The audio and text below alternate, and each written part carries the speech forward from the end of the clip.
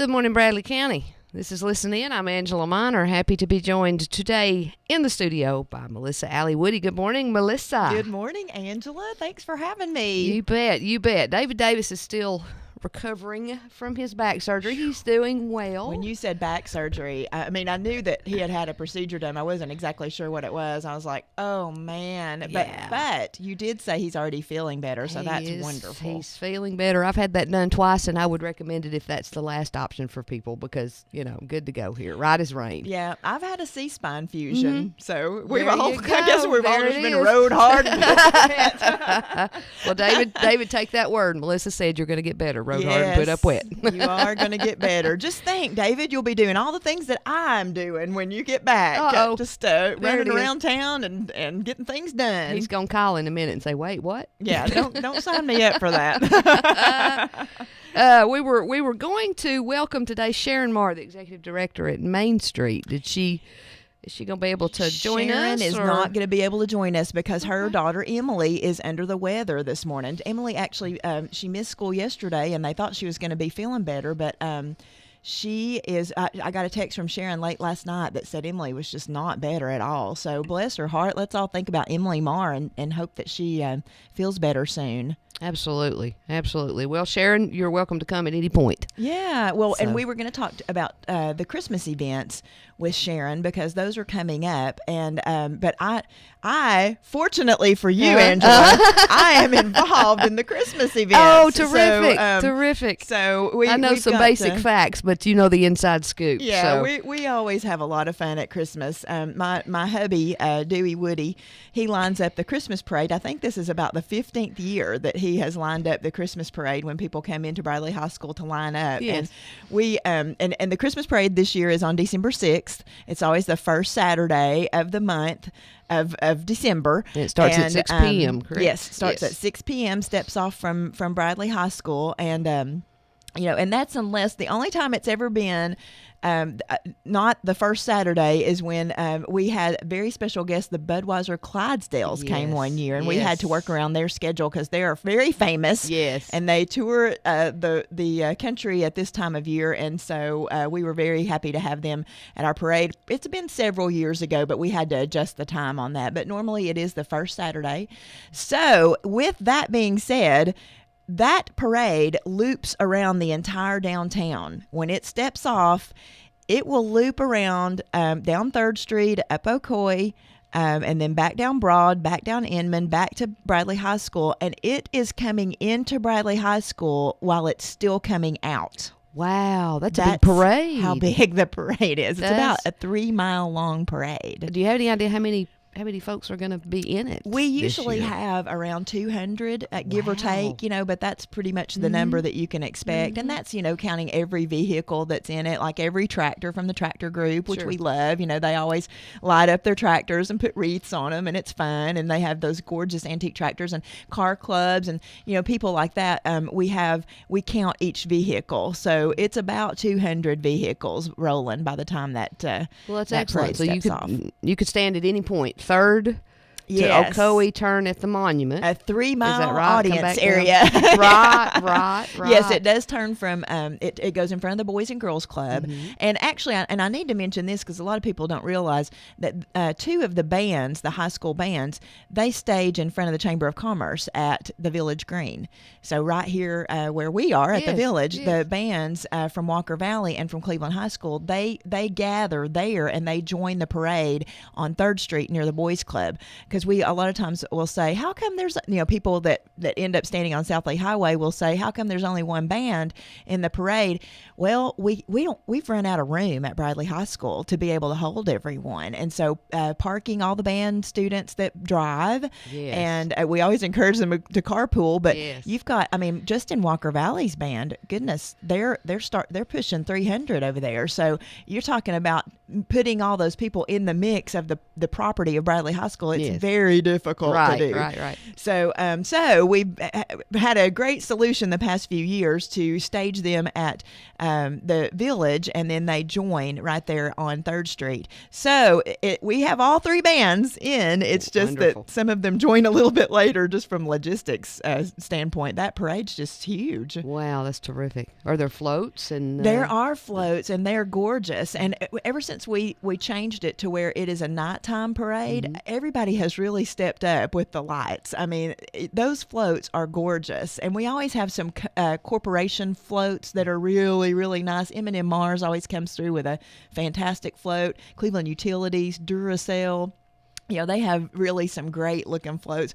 I think the last few years, Santa's sleigh has been powered by 2 giant Duracell batteries that on the Duracell float. Neat. Yes. And they kind of look like they're blowing fire out the end of them. So it's really, they've got some great creative ideas, and it's a lot of fun. And it's fun to watch everything kind of take shape too that day when everybody's arriving at Bradley High School and people are building their floats. It's really fun. The little fellas on the little motorcycles. What are those?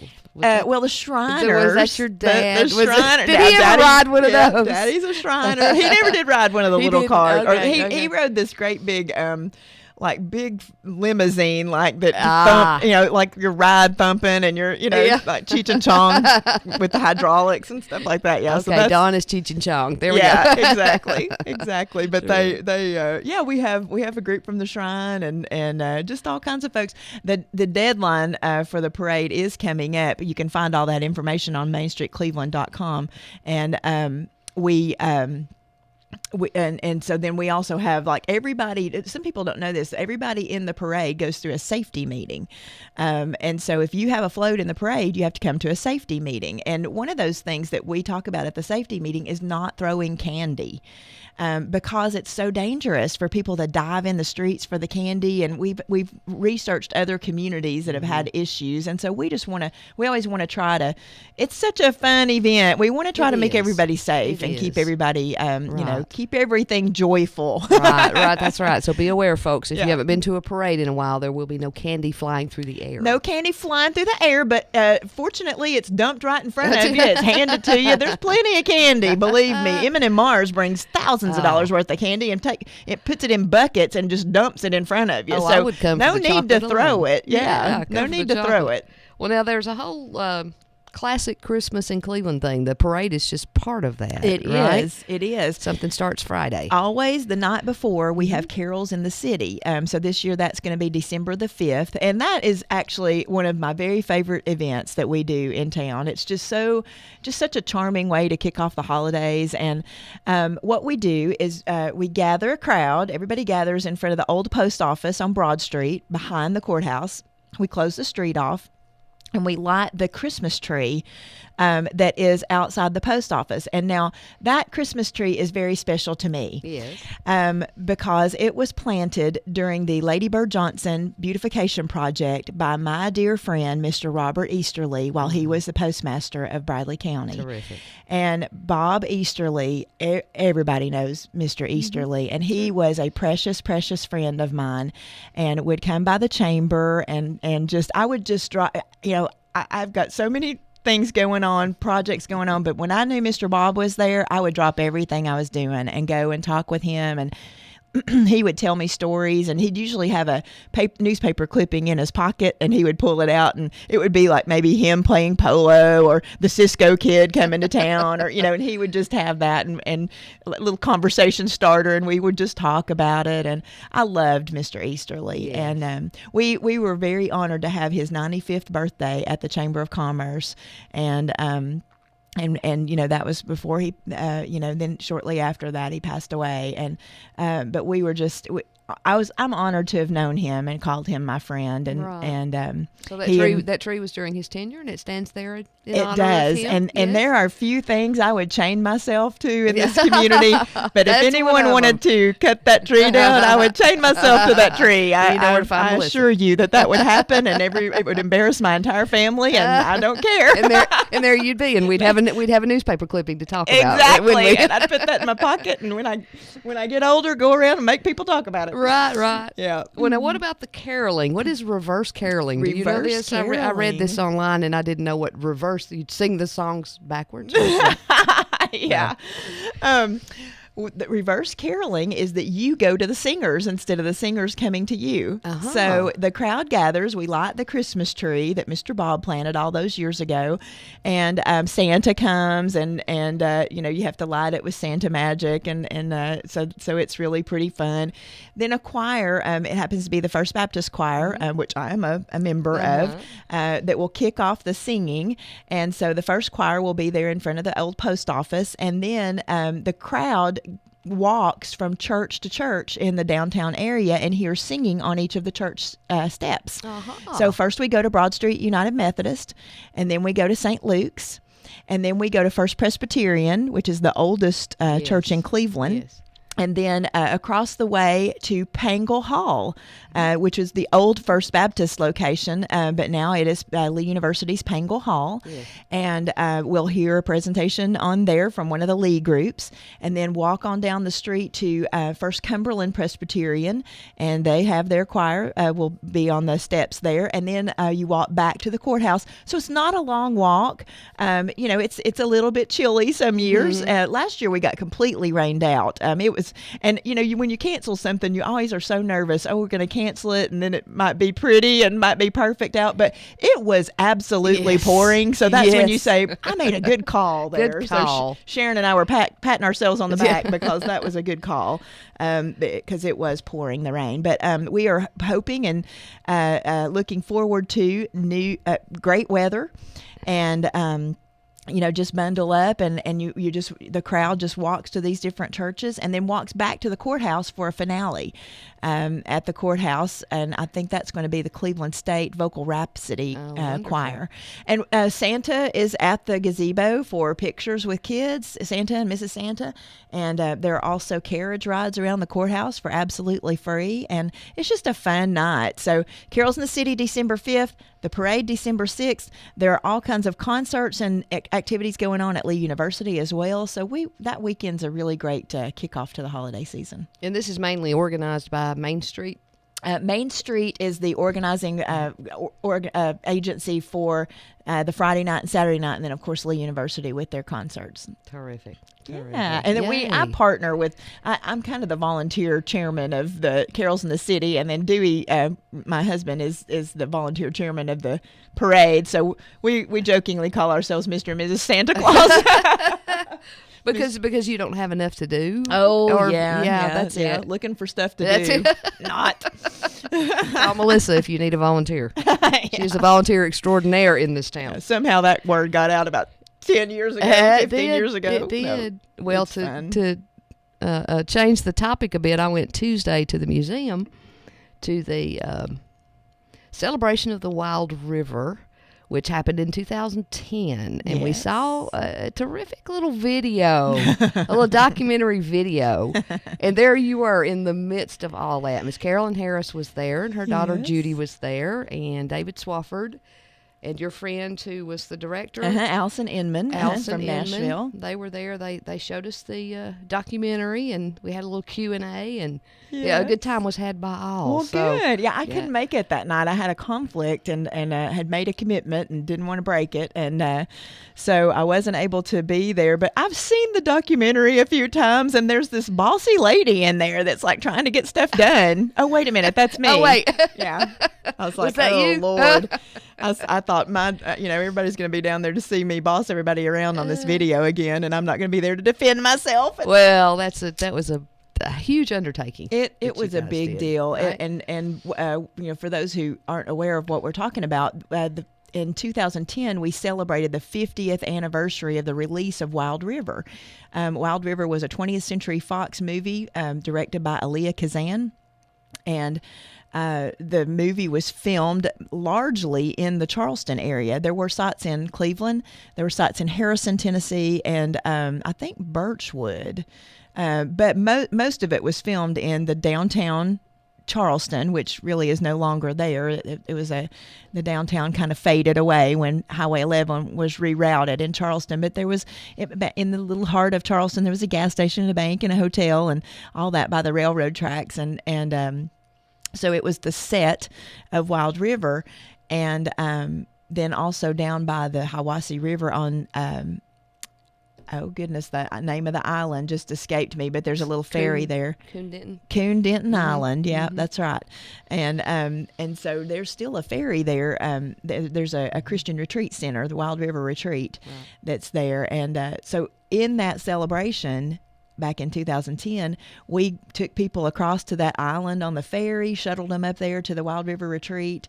We had activities going on in Charleston. We had folks who were in the movie. That movie at the time was, and it may still be, has used more local people for speaking parts than any other movie at its time, for sure, but possibly even today. Elia Kazan was very into realism, and when he saw the people of East Tennessee, he thought, that doesn't get any realer than that, I guess. Yeah, exactly. So he used a lot of people in our area for speaking parts, you know, so no faking those southern accents like people on TV do now. I like a good old hillbilly accent like I have. Genuine. Yes, that's right. Yeah, in East Tennessee, we say our R's. Yeah, we do. Couple of times. That's right.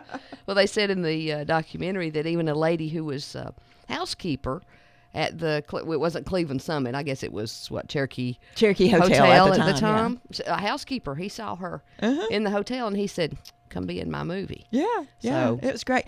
The mayor of Charleston was in the movie, Mayor Good, Mr. Good. And I love his story. He tells this story about when he was a kid. He was chosen. He said, if you were a kid back then, they needed a lot of kids, in the movie, and so they, you could be in it, and so they had signed them all up with Social Security numbers and paid them. And he said, some of those kids, like he and some of his friends were making more money than their daddies made in a week, to just be in this movie. And so it was a neat opportunity for the children of Charleston and the people of Charleston. And so when he got into the Army years later, his sergeant said, Goody, I thought his name is Good, but they called him Goody. And Goody, I thought you said you were from Tennessee. And he said, yes, sir. And he was like, well, how come your Social Security number says you're from California? And so he had to think for a minute, and he's like, oh, well, I was in this movie, which in this little movie. Yeah, it sounded so crazy at the time. But Elia Kazan, a lot of people don't realize what a big deal that movie was, a big 20th Century Fox production. And Kazan directed On the Waterfront, and he directed Gentleman's Agreement, which is one of my favorite of his, Streetcar Named Desire. He was a big-time director, and this was a big-time movie, and it was the first one he'd ever shot in color because he just saw the landscape here and just could not resist shooting in color. Wow. So it's well, they were saying it was the first movie filmed entirely in the state. Yes. I wonder if that's happened since. Do you know? I don't know if I would be has interested to know if that is like since. the one and only. Yeah. I don't. Completely in, because a lot of times they go off to the set back in California to do exactly things. Exactly. Yeah. And this one was all here. Sure. The realism was just yeah. Well, I found it very touching in the documentary we watched. It's about an hour, and to go back and people would talk about, and they would be like a little emotional, that they remembered, I remember playing under this tree. And but didn't we have good times over there? And it was sort of like a homecoming, I guess, for the family of people in the movie. Right. Of such an exciting time that you kind of felt, I'm sure that they felt was kind of over and done with, and then, nobody would ever remember it. And David Swafford, I credit David, David Swafford, a just hometown guy, and taking his mama out for a drive one day and asked somebody where Wild River was filmed, and nobody knew. And so that just kind of, sat with David, not in a great way, and he just thought he'd take it upon himself to find out what the story was, and he's done a great job. He got a lot of attention to the anniversary, timely. It was great timing because we were heading up on that 50th anniversary, and it was a great time to celebrate that. My mom used to work at Bowater at that time, and she and her friends would go over, across the bridge at lunchtime to see if they could see any movie stars. Oh, how about that? And see if they could catch a glimpse of Montgomery Clift Sure. or Lee Remick. Lee Remick. Yeah. So, wow. yeah, good That's neat. stuff. We need to get at some point. Maybe we can get Miss Carolyn Harris, who lives here. She's a friend of Yes. mine, and get David to come, and the three I'll talk about the Wild River, because that was fun. really an amazing thing for this part of the country. In 1959 is when it was filmed. It was filmed in '59, yeah. Yeah. And I say that I was bossy in the documentary, but we had a committee that was put together to plan this big 50th anniversary, and it was a big undertaking. And Charleston's had some really great little events, but I think that's probably the biggest one that we'd ever done in Charleston. And I would say that probably 2,500 people came out for that event. Wow. And when you consider the population of Charleston is about 670 people, that's a big event, It is, it is. So we actually that kind of sparked the whole Cowpea Festival thing, because we talked about how can we do a festival or do an event in Charleston and do it what can we do every year? And we just felt like Wild River wasn't going to be able to be an every year thing, because nothing could be as special as that 50th anniversary. Right. Oh my gosh, with everybody coming back, and you got Paul Crenshaw up there signing autographs. Wow, and, right. Mayor Good up there signing autographs. I mean, it was just the 51st annual or the 51st anniversary just didn't sound as sexy. Exactly, exactly. The 50th was just so special, and so we thought, well, what could we do? And so we sat around in a room, and, the history up in Charleston is a very sensitive subject, because the Cherokee Trail of Tears is not not something to celebrate in any way. We definitely honor that. We commemorate it, but we don't. And we should remember that. And remember it, absolutely. So you don't really want to do, a Cherokee Heritage Festival at Red Clay, where the capital of the Cherokee Nation is very appropriate. Sure. But Cherokee, celebrations at the Charleston site is just not something that would be appropriate. So we went over that idea, and so somebody in the room, Mr. Jack Sanders. Do you know Jack? I don't think I know Jack. Jack is a farmer in Charleston. He's the president of our Farm Bureau of Bradley County. Ah.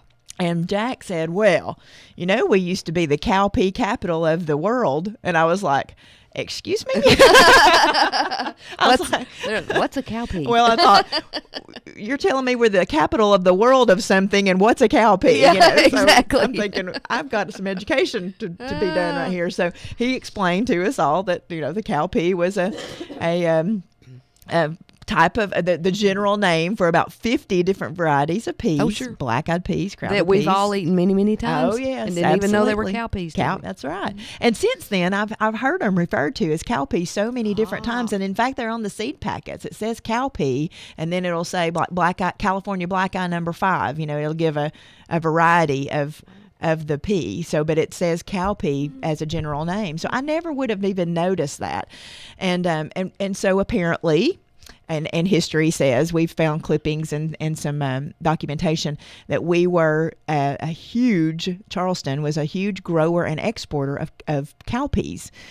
So much so that when the railroad came through, people started calling it the pea train, because so many were shipped out on barges before then, and then when the railroad came through, it was called the pea train, because so many How about that? peas were going out. How about that? So we felt like that was something that, when Wild River comes up with another significant anniversary, we can certainly, honor that within the Cowpea Festival. But we felt like the Cowpea Festival was going to be something you could sustain every year and do different things within it, and that it would be something that the people of Charleston could be happy about and celebrate, because the history up there is a little heavy. Mm-hmm. It is. It's heavy. It is. But now this is a hot new thing, agritourism. Agritourism. Yes. And we have Charleston. Yes. I mean, this was an important food source for people and for animals. Yes, Cows it and was. pigs and Which is how the Right. cowpea got its name in the first place, because it was fed to livestock, and in fact the plant parts of it, are still fed to livestock. But you've got you've got culinary and agriculture that kind of blend together. For instance, the Cornbread Festival in South Pittsburgh. Right. We met with those folks at the Cornbread Festival just to kind of get some little tips and just, hey, how'd you guys get to where you are? Last year, they had 26,000 people in South Pittsburgh. What would we do with 26,000 in Charleston? Angela, I do not want 26,000 people. We wish for. Yeah, be careful what we wish for. And that's something that you have to, an event is so much more than just saying, hey, let's put up a tent and have some pony rides. Absolutely. Or, get a banjo player. You kind of have to have a mission. You need to know what you want to be when you grow up. And I don't want 26,000 people in Charleston. We don't have anywhere to put them. Sleep. Right. We don't have anywhere to put them. Right. And we don't have anywhere to park them. So we want to make sure that we have a goal that keeps that event enjoyable. And that's called, in my business, in the tourism business, that's called carrying capacity. Yes.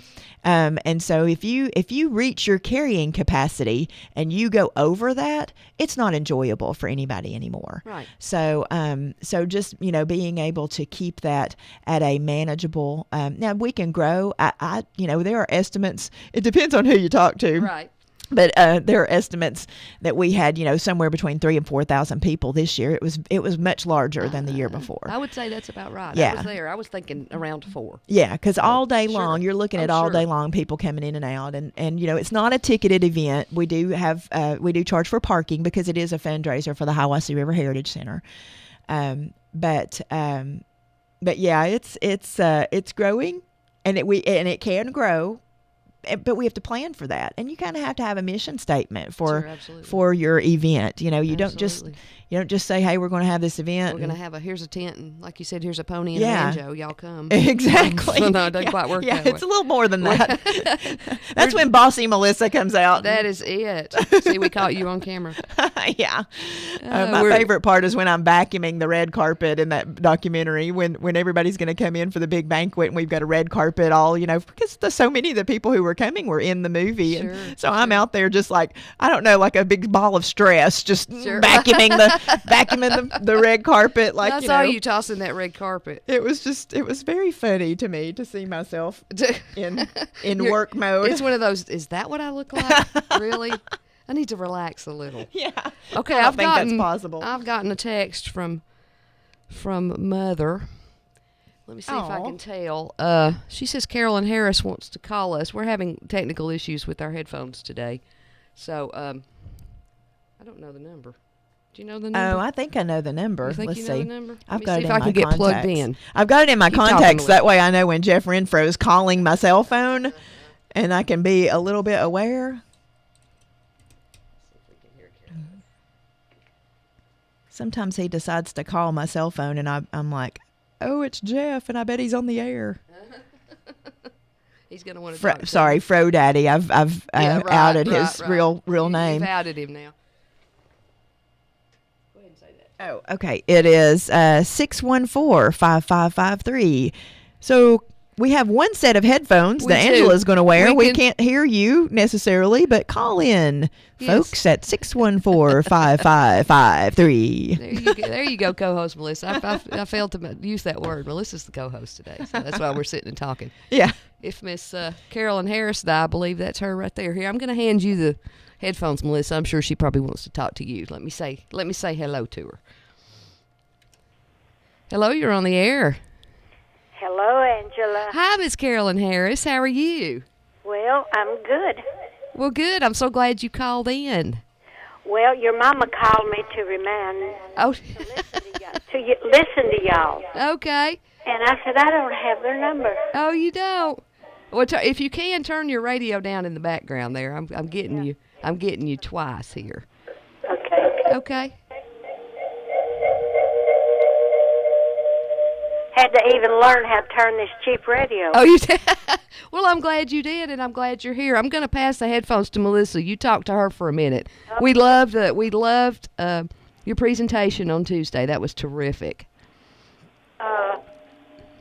The documentary. Yes, at the museum. That was y'all coming. I looked up and I thought, well, there comes my friend Pat and Angela. At least I'll have two friends. Oh, Carolyn, you have more friends than you know. Well, hang on just a second. We have technical issues, so I have to pass the headphones. Here's Melissa. All right. Hello, Carolyn. Well, hello. How are you? Bradley's number 2 talker. I think that you and I have a talking problem. Well, you're probably right. You know, when I was in the 5th grade, Lou Limley's wife, Lisa, was my 5th grade teacher, and she paddled me for talking. Oh. And years later, I saw her at an event when I worked with Lou, they used to decorate the hospital when I worked at the hospital in public relations. And I said, Miss Limley, it's so good to see you. And we talked. And I said, Miss Limley, something's been bothering me all these years. And she said, what's that, Melissa? And I said, you paddled me in the 5th grade for talking, and now I get paid for that. Oh, Lord. Somebody has to do it. That's right, Carolyn. I missed you guys the other night. I had a conflict and couldn't be with you. Well, I knew something had come up, but, yeah, we missed you, too. But we had a good time. Well, good. Excellent. Proud. Well, good. One of the guys that was there for the showing of the movie was there the other night. He said, I told you I wanted to see it, and I was glad because he was requesting, that they show it. He said, I'm a newcomer and I don't have much power around here, but I would like to request that they show the documentary. Oh, sure. And so immediately Joey said, well, I don't even know anything about it, but we'll find out. Yeah, well, that's great. I'm glad that Allison was able to come down and from Nashville. She directed the documentary. She's my longtime friend, and I hated to miss her. Yeah, she's precious. She is. I miss her. I don't get to see her as much as I used to, but she's a great girl and very talented. Well, I thought that night that she would spend the night here because I claim her as my other daughter. She had got a call about a 90-year-old neighbor that was in trouble. Somewhere she had lost something, and she depends on Allison to help her. And Allison just got in the car and drove back to Nashville to help that lady. Oh, what about that? That doesn't surprise me at all. Mm-hmm. Well, have you been to Hardee's this morning for your biscuit? That's where I always see you. No, I haven't been. I'm eating cereal, oatmeal this morning, and toast and coffee. Well, that sounds pretty good. I ate a granola bar on the way here. Oh, well, it's so good to talk with you, Carolyn. I always am so glad to see you and visit with you and talk with you when I get to see you. I know it. I am too. And that Angela, you've got a good buddy there. Oh, yeah. I've known Angela for a long time. Have you met her mom? Oh, yes. Now, Pat is she's a good leader. Oh, I love Pat. I've known them since I was little. So Angela used to call me Little Melissa. Well. Now I've outgrown her. Oh, my. Well, you have a good day, Carolyn. You take care. Okay. Carolyn, thank you for calling, honey. We'll talk to you soon. Okay. Okay, bye-bye. Bye-bye. Yeah, she's so sweet. I love Carolyn. She is. And she was a big part of that celebration that we did too. You know, she and of course her daughter, Yes. Judy coming in and she was just what a great opportunity for their family and just great memories to have and be able to reminisce. Hey, I was in a Hollywood movie. Absolutely. Oh, by the way. Yeah, and they actually got to go.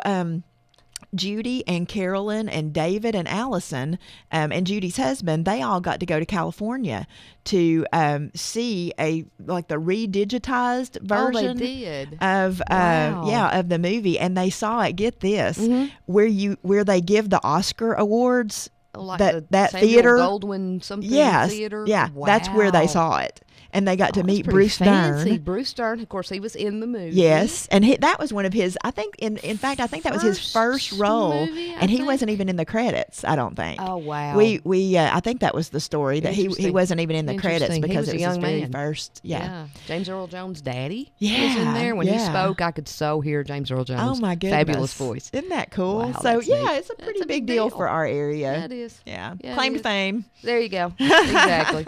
amongst our many claims to fame. That's not our only thing. That's right. I'm actually working on a project, a gospel music heritage project. Oh, now talk about that. The state is working on rolling out a big music trail. And as we know, of course, Memphis with the blues and Jackson with rockabilly, the birthplace of Carl Perkins. Absolutely. And then up in the northeast corner of Tennessee is Bristol, which is the birthplace of country music with the Carter family fold. Exactly. And, Nashville, of course, is the headquarters of commercial country music and everything in between, and Grand Ole Opry and all of that music scene. Well, Southeast Tennessee has kind of been a little bit left out of that mix. And the Tennessee State historian, Dr. Carol Van West, is a man that I've worked with on a lot of different projects. He's the executive director of the Center for Historic Preservation at MTSU. Okay. And Dr. West, he has helped us. He and his folks have helped us a lot with the Hiwassee River Heritage Center up in Charleston, and they're now working on some exhibit updates at Red Clay, which are really exciting. Yes. And so, Dr. West said to me in one visit when he was here, he said, "You know what, Melissa? You better get your act together with this gospel music heritage, or you're going to be left out of this state trail."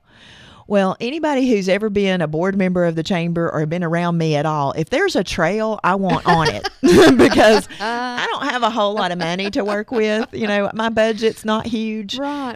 In fact, compared to other cities our size, our budget's very small, just because of the way that our lodging tax is distributed, and I don't get a big percentage of it. And so I have to do a lot with a little. So if there's a trail, I want on it. Somebody else is going to promote it. Somebody else is going to spend the money to. I see your thinking. Yeah, I want to be able to pool my resources with somebody. I want to be able to be involved in something that's a lower cost for me, but that is, going to be backed by, money of a partnership or so. So yeah, this music trail, it's going to be pretty big deal for the state. Okay. So our claim to fame, this is what all comes Drum full roll, circle. please. What drove the our claim to fame is that we are the home of the Redback hymnal. So the church hymnal Wow. that is in so many pews across the world. Yes. There's been disputes on how many have been printed. It's anywhere between 5 and 17 million. So we've got to figure that out. But we are the home of the Redback hymnal. Tennessee Music and Printing, which is kind of part of the Pathway Press family of companies, is the only printer of the Redback hymnal. It's affectionately known as the Redback. Yes. Some of them are green, some of them are blue, right, but we've always known it Ours as were the red. Yeah. yeah. Mine's red that I have at home, yeah. and so it's called the church hymnal. Sure.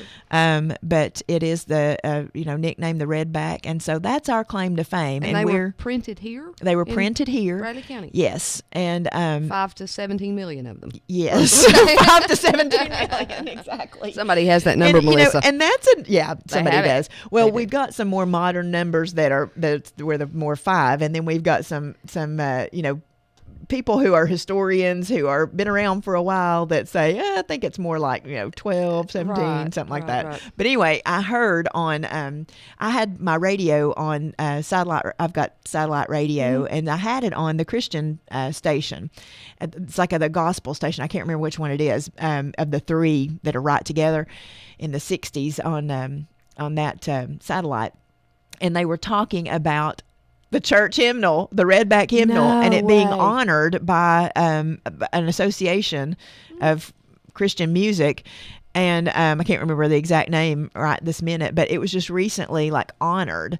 The church hymnal was, and so here they're talking about it on satellite, worldwide radio. Of course, Whoop's worldwide. It is. Yeah, we're yeah, worldwide. streaming live right here. Whoop Radio worldwide. But it was amazing to me to turn that on, and then they started talking about Voices of Lee, and it was Jaron Davis is a contemporary Christian artist, and he has had Voices of Lee on his album, and and I'm going down the road thinking, wow, this is international. It is. And it is huge, and we have a lot of history in this area that we just don't tell it. We need to be able to tell our stories, because if we don't tell it, somebody else will tell it. So, now I will have to say that I get a little zealous about this kind of stuff, and Dr. David Roebuck, who is the executive director at the Dixon Pentecostal Research Center located on the Lee campus. Yes. Dr. Roebuck keeps me in check because I'm always wanting to be the capital of something. So, the capital of gospel music publishing, the capital of, something. And he won't let me. So he keeps me in check. Because, we want that is one thing, even though I do get pretty excited about this stuff. One of my main criteria in anything I do is it must be authentic. It must be accurate. It must be true. So we want to make sure that we do know how many we have printed. Yes. We're working on that. Absolutely. And we want to make sure that whatever we tout ourselves as and whatever we claim to fame is going to be something that's authentic. Absolutely. So if we're the cowpea capital of the world, then Yes. we need something to back that up. We need to Yes. make sure that, we were a large exporter, and we truly were. So same thing with the Redback Hymnal is that we are the publishers that is of the true. Redback Yes. Hymnal. Right. So with that, the Museum Center has committed permanent space for an exhibit, for a gospel music heritage exhibit. Wow. At the Museum Center. Wow. And my board has committed some funding for that. We've got to raise the rest of the funding, but I think that we've committed enough that we could safely say it's half. And then the Center for Historic Preservation has committed to help with the exhibit panels and production. So we're well under our way of getting an exhibit. And what that does for us, Angela, is that gives people something to come to here. Mm-hmm. I mean, we can say all day long that we are the capital of, whatever, but until you get something for people to come to, you really don't, you're not able to offer an experience for visitors. We need to convert that to a destination. Exactly. Yes. Exactly. Yes. Very You good. got it. Very good. Travel and tourism. Love it. That's my thing. I love your job. Oh, thank you. I love watching you do your job. Yeah. And rooting I love you my on. job too. That's right. What about the music trail? I mean, is there a date for that? There or? really hasn't been a specific date identified, and so I am like that's so many of my projects give me this little panicky feeling in my chest. It's like we've got to get that done because you don't want to miss the boat. But the Dr. West assures me that we're on schedule and that it'll be fine. But we're hoping to get the exhibit at the museum up in somewhere around a year from now, year and a half, and so that way we'll have something for people to come to. We're already having hymnal singings. Mr. Jack Clark, who I just dearly love, he's a recording artist, songwriter, right here in Cleveland, Tennessee. His sons went to school with me and my sister, and Jack is on our committee. Mm-hmm.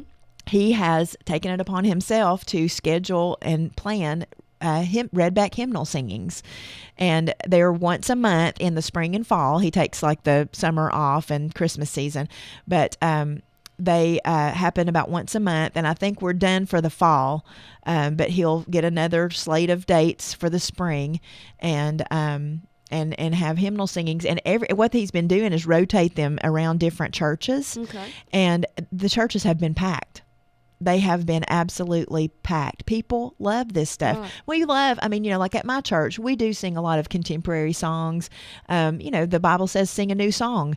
And so we do that, but we also, sing some of the old songs as well. And people love that. Sure. It's the songs you grew up with. I went to the recent hymnal singing at at Lee. They had one at the chapel there at Lee, and one of the songs that is in the Redback hymnal, there are 5 African American songwriters that are represented in that hymnal, and one of them is Cleavant Derricks, who is from Chattanooga, and everybody likes have a little talk with Jesus. Mm-hmm. I mean, that was, and so sure. we sang that at the hymn singing at Lee, and Dr. Kahn got up because Danny Murray said, "Where are my basses?" And he wanted everybody in the audience who was a bass to stand up, because of course the great, come on and have a little talk with Jesus, so it's awesome. And so Dr. Kahn stood up. So of course Danny Murray goes straight to Dr. Kahn and has him sing in the microphone the bass part. So it was, it's fun, it's traditional, it's heart moving, it's good stuff. So it's just an honor to be involved in this project as well. Well, I hear a lot of people right now saying, when can we do this and where can we find out information? I hear them saying that. Oh, you hear them all over, all over town. Cleveland. I do. Well, it's in the planning stages. Okay. So right now we've just I've got a great, amazing group of people. Some are just encyclopedias when it comes to gospel music. So it's just in the development stages right now, but we're going to hopefully roll that out. But the hymn singings, we do put those on our website, and like I said, we're done for the fall, but Jack will have a whole slate of dates for the spring, and we'll be publicizing those, of course. The Banner did a great job of the Cleveland Daily Banner did a great job of covering some of those hymn sings and publicizing them. So we need probably to find a bigger place to have them. They're so popular. Everybody loves them. That's wonderful. So, yeah. We need a break. Are you good to go? Oh, I'm good. Oh, Melissa can talk. I'm good. She can talk. Oh, I can talk. I can talk all day. Although my husband was just calling me from Nashville to say good morning. I forgot to tell him I was going to be on the radio. Okay. Say hello. I'll text on him. The radio. I know. I'll text him, tell him he needs to tune in to 99.9 FM. That's right. Of course, he's in Nashville. He'll have to do, let's see, whoopfm.com? Yes, whoopfm.com. I'm going to text him on whoopfm.com. That's whoopfm.com. I like to use my radio voice every once in a while. Thank you. If anybody else wants to call again, 614-5333. And we can just pass our headphones back and forth. We're flexible. At 10 o'clock, again, we are talking to Melissa Alley Woody with the Chamber of Commerce, having a good conversation. At 10 o'clock, we are expecting Hurley Buff. He's the executive director of the Cleveland Bradley Business Incubator. And joining him will be Dana Teasley, who is the owner of Local Strategies, and she also works with the CBBI, if I'm not mistaken. So they're going to come in and tell us what that organization is and how it's a huge help to small businesses here in town. So maybe somebody else can get a word in. Wow, the 10 o'clock hour, someone else will talk. All right, what else do you have going on? Oh, gosh. Well, one thing that's taking up a lot of my time and that is exciting to me is for years, I've been at the Chamber for 15 years, yes. And for years I have pretty much done a promotional plan that is about the same as it has been year after year. We tweak it, and advertisements that we run, we'll see, are these effective, and we'll tweak them and stuff like that. Well, now that the digital world has become so strategic in marketing and targeting people, the State Department of Tourist Development, who we get a little bit of a grant from each year, they've revamped their whole granting process where it goes toward digital marketing, and I'm talking about social media and digital. Of course, we've had a website, but I'm talking about driving people to that website with search engine optimization, and all this is way over my head because I am learning it. Yes. But it is amazing what you can do to target people. Like, for instance, if somebody went to Lee University and they're likely coming to the homecoming, maybe we target them with some suggestions or ads that say, hey, stay a little longer when you come. Rafferty Ocoee, come to the Cherokee National Forest. And you can target people who are for instance, Lee alumni that might be coming in for a Lee event. You can target people who might be coming in for other meetings and have them, invite them to stay longer here. Because, that's one of the big tourism themes is more people staying longer and spending more money. Exactly. Yeah, so when our cash registers ring, well, that's a good thing for us. Sure. So that's one thing that I'm, learning about and figuring out as I go. But I've got some great folks to work with and some help learning all of that stuff, because it is very, people think, you're just playing on Facebook. Hey, listen. Oh, no. That's serious business. No. Social media marketing is serious. It is business. serious business. And so what we're going to be doing is we're going to do posts that invite people to visit our area, but they're going to be posts that are boosted in markets like Birmingham, Atlanta, Nashville, Cincinnati, Louisville, drive-in markets that are our drive-in markets. Yes. And we can boost posts about our area and target people who are interested in the things that are here, like Cherokee heritage, like redback hymnals, Absolutely. like, whatever it is. So it's so much. I'm finding that it may be much more effective than buying an ad in Better Homes and Garden, hoping that someone's going to see your ad and think, oh, I should go to Cleveland, Tennessee because of this cool ad I saw. This is much more strategic than that. And so I'm fascinated by this. You're going to love this. I was going to say, don't be afraid of this. I've done some of this. It's not data-driven targeted marketing. It's just fabulous. It's the way to go. Well, and and you put the ad in the on the paper or in the magazine. You hope somebody cuts it out or writes it down or remember. Not going to happen. Well, and what I'm afraid of, though, I'm totally not afraid of this strategy. It's awesome, and it's exciting. What I'm afraid of is all the stuff they need from me before they start getting to work. Sure. And we're doing a new working on a new website design, Okay. and so just gosh, it's just a lot of materials that are needed, and our website's really complicated because it's just a lot of information. It's not like selling light bulbs. You've got pretty much a product that you're we're selling a lot of things. We're selling experiences, and it's a lot of different subject matters. And, it's difficult for us to have a clear identity here. We don't have one thing, like the beach or Exactly. the roller coaster or we have a lot of different things, but really we've narrowed that down to adventure and heritage. We have a huge nationally significant story with the Cherokee heritage. We are surrounded by adventure. So adventure and heritage, but as far as identity goes, how do you do that? And then you say, oh, visit Cleveland or visit Charleston.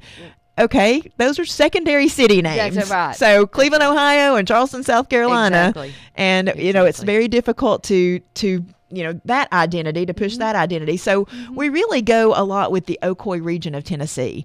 The Ocoee region of Tennessee is kind of defined as Polk, Bradley, and Meigs.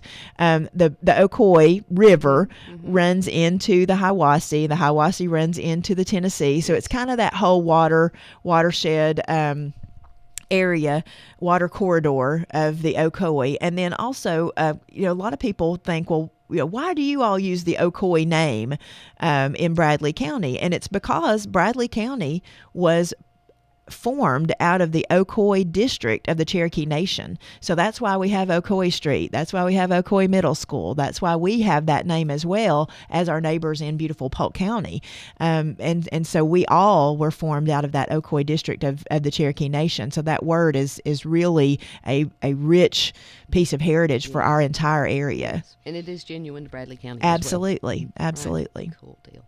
Well, I see we have a couple of more visitors coming in. Melissa, stay with me. You're going to co-host? Sure. Outstanding. Well, let's take a little break.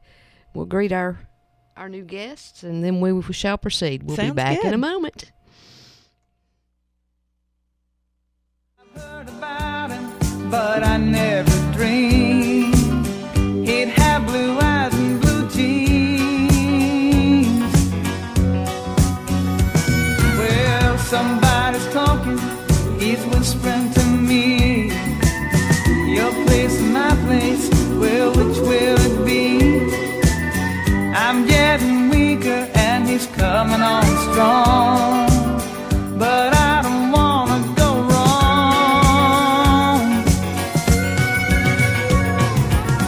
He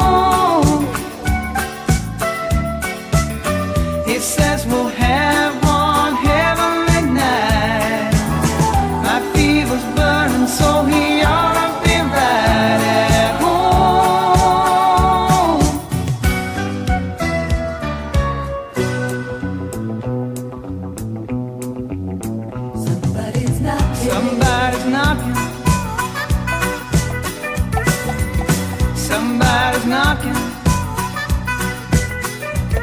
Oh, somebody's knocking. Well, somebody's knocking. Somebody's knocking. Oh, somebody's knocking.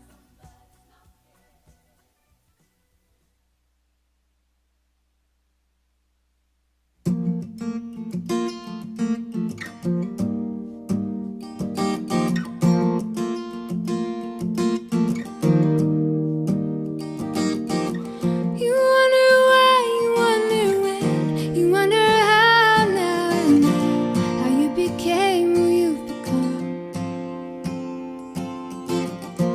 You are here and yet you dream of being there, of being where you think the good life has begun. And every darkened hallway, every fallen dream, every battle lost and every shadow in between will bring you to your knees and closer to the reason. And there's no making cases, forgetting up, trading places.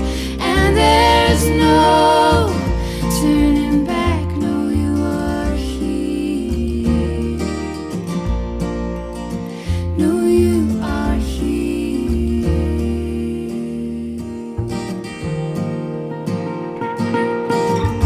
Who can say who made the choice in the matter of your birth and brought about that fateful day? You are here and born with fire and desire. You're the only one standing your own way. And every broken arrow, every hardened smile, every foolish gamble, every lonely mile will bring you to your knees and closer to the reason. And there's no making cases, forgetting up, trading places. And there's no turning back, no, you are here. No, you are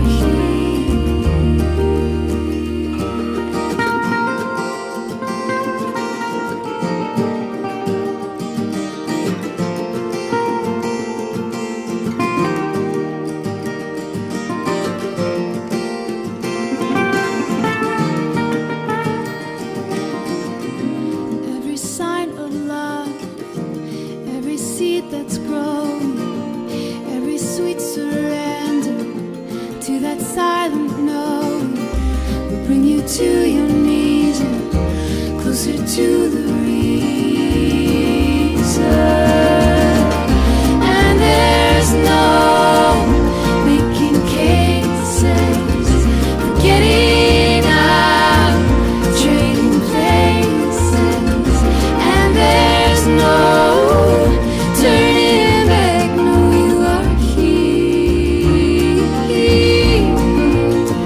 No, you are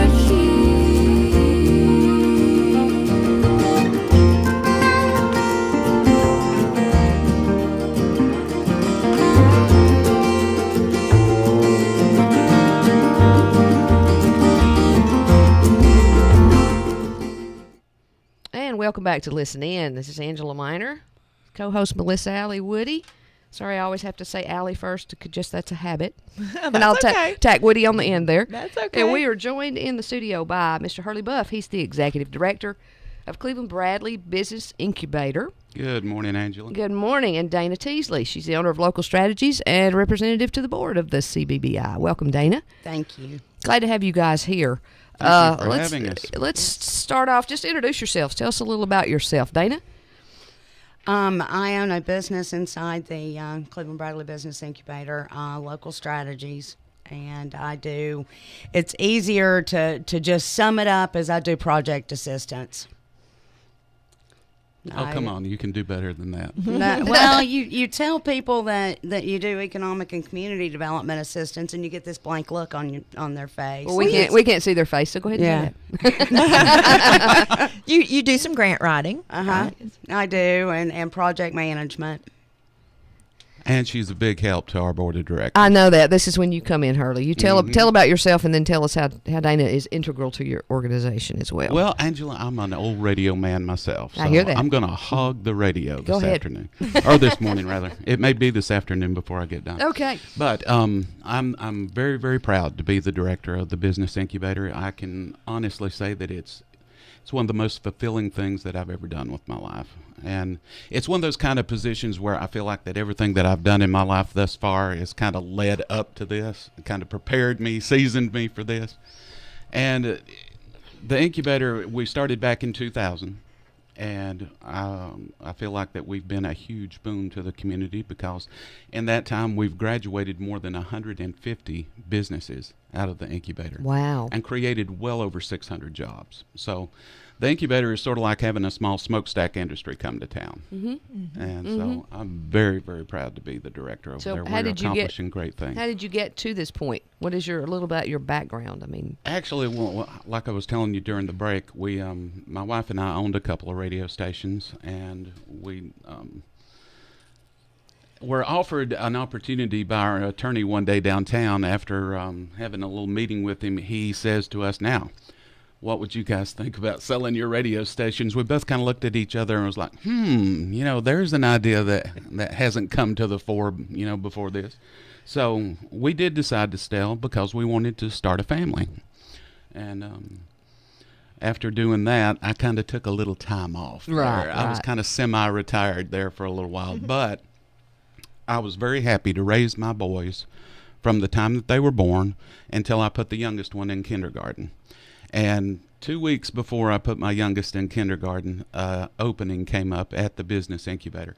I had no idea what it was. I'd never heard of a business incubator before, but when I heard about the concept, I was really intrigued because I thought, this is interesting, So I went and applied with the first director, Don Guerin. And he had the good sense. He knew, I think, intuitively, and I didn't figure this out till years later, that if he gave me just enough rope in there, I would hang myself. Because after I was there long enough to really get into it and really care about how it all went, then I'd be hooked. And he was so right, I was. When I first started, he called me and he asked me, he said, "I need you to come in and do a little light training with my secretary." Well, what he didn't tell me was the incubator had not opened yet. It was opening the day that I started. Surprise. And he left for Florida for 2 weeks. Dawn. So I was left. That was Don. I was left to get the thing up and going and off the ground. And, of course, by the time he came back, it was my baby, Sure. So that's how I got started with the incubator. You started in the deep end of the pool, didn't you? The very deep end of the pool. What was supposed to have been just a little 4-hour-a-day job, answering the phones and doing some light office work. So I could take my kids to school. I could pick them up afterward. Okay, that was the whole thing. Well, I think that first week was like 50 hours, and the next week maybe 50 hours again. So, but I've enjoyed every minute of it ever since. Well, now one thing I'd like to ask is you were in media in North Carolina, right? In North Carolina. What brought you to? I'm always curious as to what brings people to Cleveland. As a native Clevelander, I'm interested in those journeys in. Well, we have family here. Okay. My wife has family here, and we had came to visit my wife's brother here many, many times, and we always talked about, if we ever get out of radio, we really ought to think about moving to Cleveland. There again, another decision that I've never regretted. That's great. I mean, Western North Carolina is beautiful, and there's a lot of things there to see and do, but the people here make such a difference. I mean, they call this the volunteer state, and I understand now exactly why. But no, there again, I've never looked back. I certainly wouldn't move back, put it that way. That's great. I love to hear things like that. My husband and I always ask people, what brought you here? We're always real fascinated about, and of course, working at the Chamber of Commerce, it's interesting to me what draws people here. You just have an ongoing survey, don't you? Yes, I do. I'm constantly conducting a poll. Melissa's always polling. So tell me. Well, let's back up a minute just in case people don't know. the Cleveland Bradley Business Incubator, which is located at Cleveland State. You have space there. Mm-hmm. Tell us, what is the mission? I mean, there are people listening who are going, I don't even know what that is. Well, and they would be in the majority there, because a lot of people don't know what the incubator does. When I first came to the incubator, I wasn't exactly sure what they do. But much like you would raise chickens in an incubator, we do the same thing with small businesses. Entrepreneurs, Dana's laughing. Call you a chicken. No, This but is an old actually, chicken. I had brought a group to tour the incubator one time, and one of the ladies in the group, she said, "Where's the chickens?" Seriously. I love it. She was all disappointed. Yeah, I was like, "No, it's wrong." I keep them all at a constant 68 degrees. That's exactly right. Absolutely. Rotate them often. Okay. But most of the time, the people that come to us, they know their business inside and out. Their service, their product, they know it start to finish. Nothing I can tell them about that. The thing they don't know about is business. And that describes 95% of the people that come into us. So what they need help with is the semantics of running a business, not so much their product. So when they come to us, if we have a space open, and there is a waiting list, there usually is, but if they're not real picky, I can usually get them in pretty quick. But we bring them into the incubator. They become part of the incubator family, the incubator network. I think that's one of the most important things about being in the incubator is the networking opportunities, because when you lease a space with us, we take care of the things like digital phone service, internet, fax lines, all the mundane stuff. The only bill that an incubator tenant gets is from me. They don't have to worry with negotiating contracts for phone service or negotiating contracts for internet service. That's all handled for them. And we offer those services as an addition, an added value to their lease payment. So they come in, they're paying one bill, all those services are taken care of. They're being able to access state-of-the-art electronics and services that normally a small business person couldn't afford starting out. Right. Who's got $50,000-$60,000, unless you've got a backer with really deep pockets, you don't have that kind of opportunity going into it. So they come to us, we install them in the incubator, but the next important thing is that they're around people who are in the same boat. There's shoulders to cry on just across the hall or next door.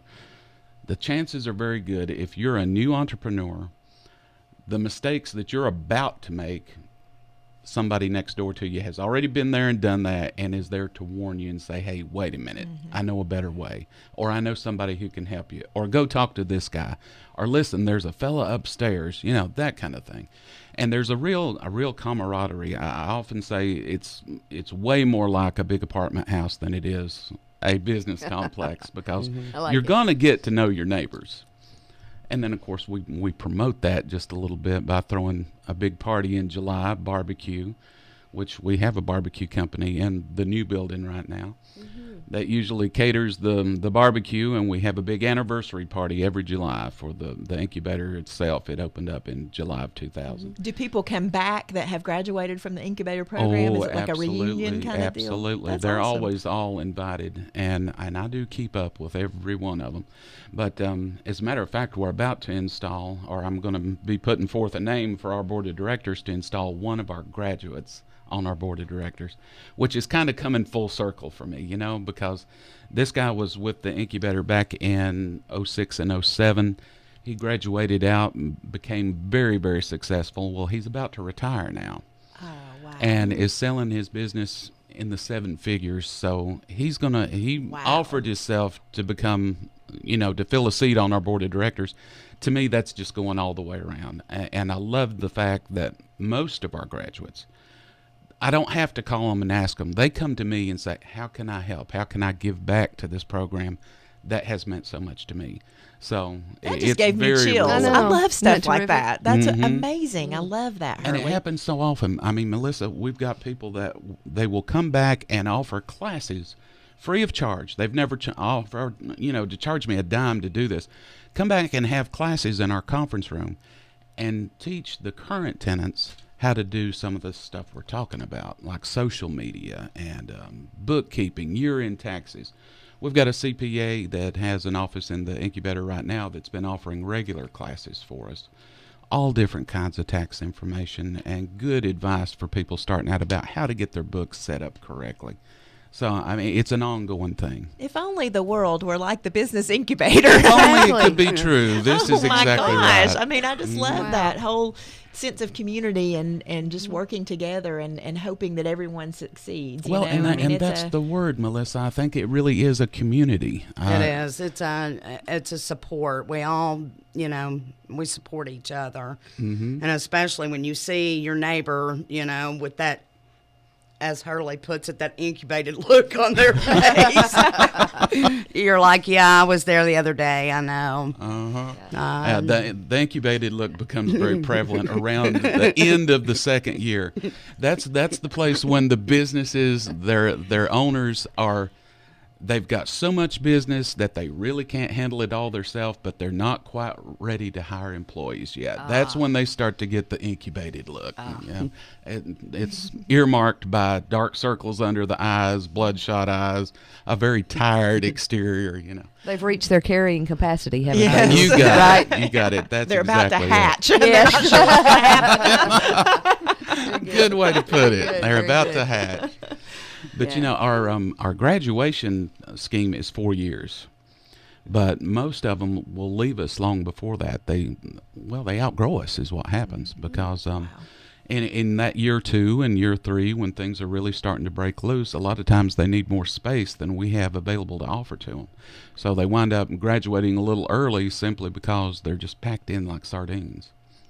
So what I hear you saying, this is a lot more than rental space. I heard you mention rent, and folks out there are thinking, now how do I'm Sally Smith, and I have an idea for a service, and I've thought it through, and I have a business plan, or I'm just in the thinking stages, and I need to come to you and talk.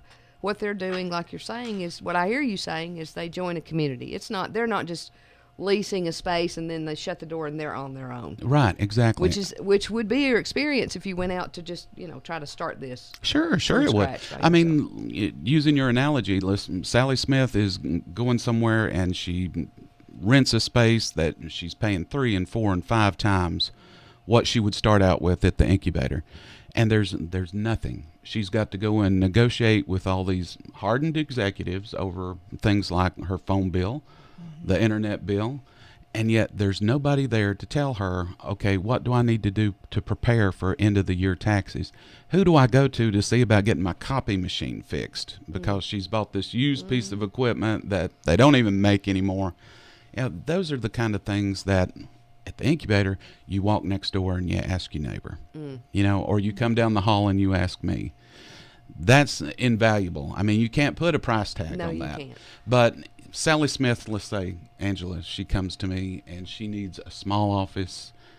She's going to walk in. I'm going to put her in a small office that may start out at $123 a month that first year. And that includes phone and internet. Now, tell me where that an entrepreneur can go to get that anywhere else. Nowhere. Exactly. Well, and sometimes those services you have to be more established before you have to give some big deposit or that you have to be in business or have some kind of a credit record until before you can get those services on your own. So this gives you a chance to have those services when you're just starting out. Well, exactly. And I mean, you can kind of understand it too, because the Small Business Administration says that 80% of all small businesses go out in that first year. So you can understand their hesitancy, to offer services and to sign contracts with companies that are unproven, just getting started out. Do you all work closely with the Small Business Development Center at Cleveland State? We do work very closely with them. We are two different things, but we're very good neighbors too, because one of the beautiful things about where that the incubator is located, we're right across the hall from the Tennessee Small Business Development Center. And Dave Hudson I've worked with, and he's an entrepreneur himself. He used to own his own small businesses, so he's been there and done that, so to speak. One thing I remember when Rick Platts was the director, Rick and I had a discussion one day, and I remember one thing that Rick told me was that so many small businesses, and you just kind of sparked that memory when you said that 80%, 80-something percent. he said so many small businesses wait until they're about to go under to go get help rather than trying to prepare beforehand, you know, Right. getting a marketing plan, getting a business plan going, getting that help, and getting to be part of a community from the start rather than trying to start something and then it's, you know, you're desperate. You're trying to keep your head above water instead of starting out smooth sailing. Well, and this is true. And then a lot of them will get into it and will run into those same kind of problems, but they won't seek out help until it's way too late to fix the problem. And that's human. That's just being human because, you know, we all want to be successful and nobody wants to fail. So, yeah, you're going to put a pretty face on things for a while. And usually by the time that you have no choice but to let that face down, it's too late. Yeah. And see, that's why that I try to be, I'm sure that every tenant I have thinks that I am the nosiest somebody that has ever walked in Cleveland because I try to head those things off. The things that they won't tell me, I try to go in and get out of them in other ways by asking some sneaky questions. But I'm sure they all talk about me after I leave the room. Surely not. Yeah. But Talk about what a help Hurley is. That's what they're saying. well, one of the greatest things I think about incubators, not only here in Cleveland, but across the country, that number exactly flip-flops when you're talking about businesses that are incubated, because more than 80% in most cases of businesses that are incubated are not only still in business after the first year, they're still in business after 5 years. Well, that's the only marketing pitch you need. Well, You flip the statistic. it's a good statistic to know Wow. because looking back, and a lot of incubators, they judge their percentage of success according to who has been in their incubator for 1 year and is still open. Okay. I've never done it that way because to me, true success has got to be measured over a period longer than a year. If you go back all the way to the very first occupants we had in the incubator starting out back in 2000, and some of them moved in even before the phones were even installed, okay? 86% of every single business that has ever walked through our door is still up and running Wow. this morning. And are employing people. That's They're huge. turning out service. They're turning out product.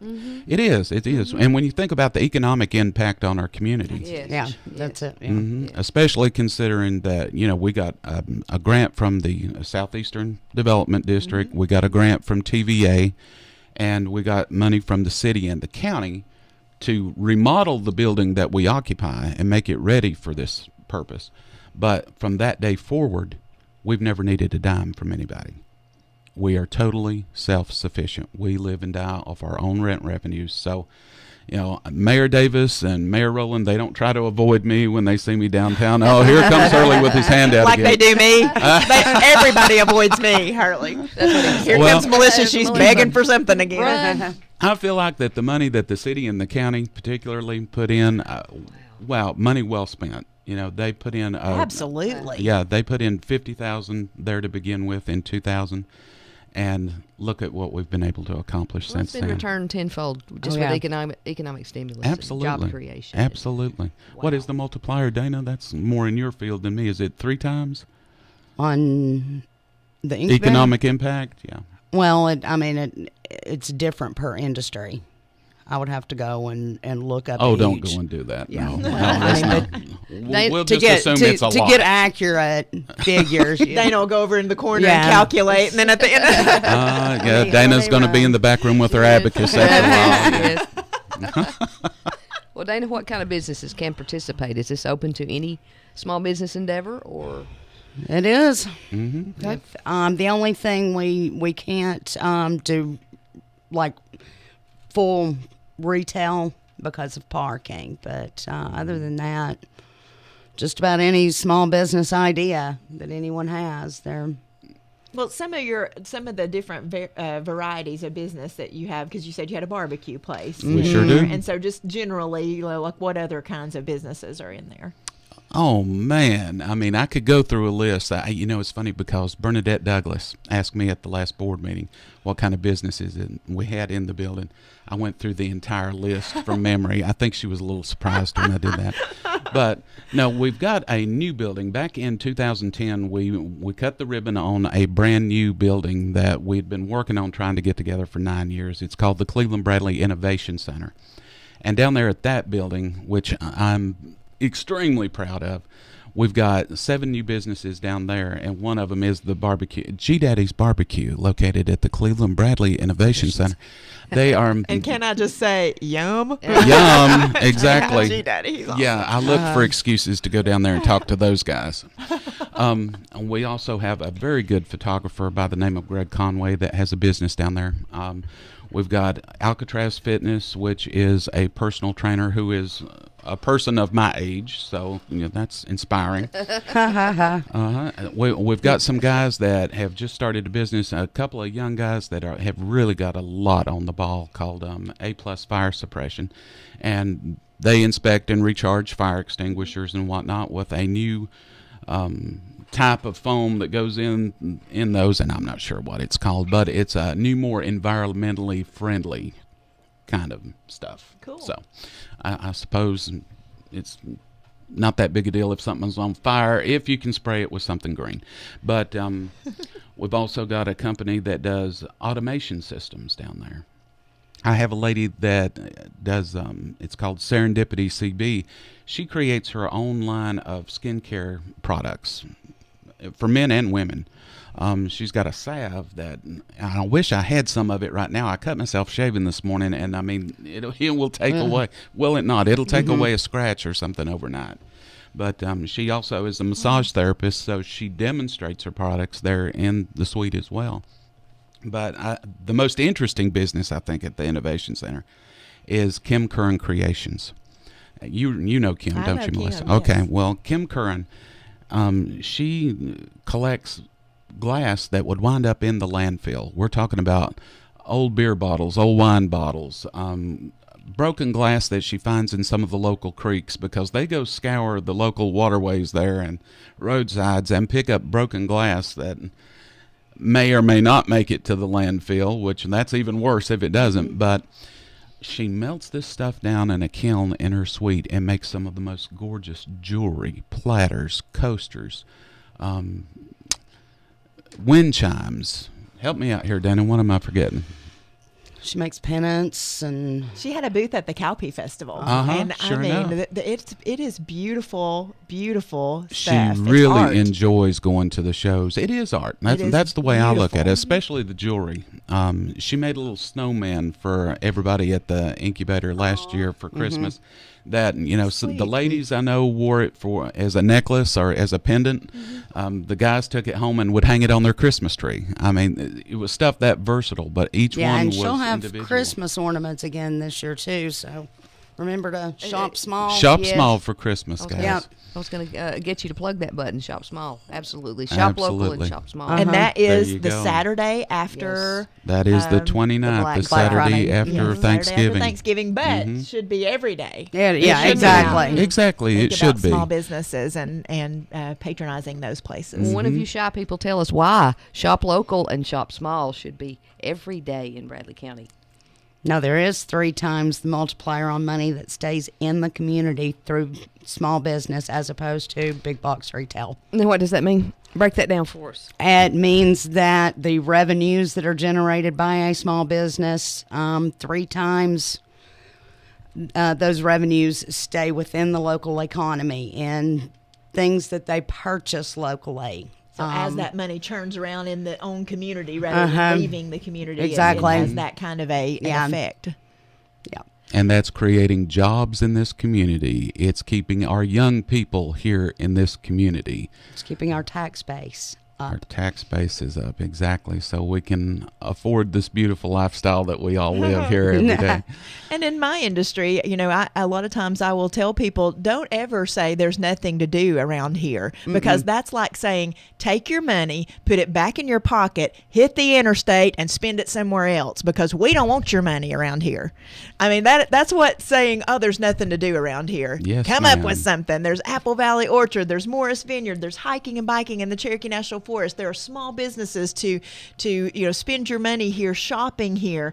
That's the kind of mentality that we need to have, is that we need to make sure that we keep as many of our dollars locally. When I start on a road trip, I gas up before I go. I try not to gas up in the next county or the next community or state. You know, of course you have to if you're on a road trip, but gas up before you go. Just little Exactly. things like that. Yeah. Leave some of those tax dollars at home. That's right. This is true. I like the We way she need roads thinks. too.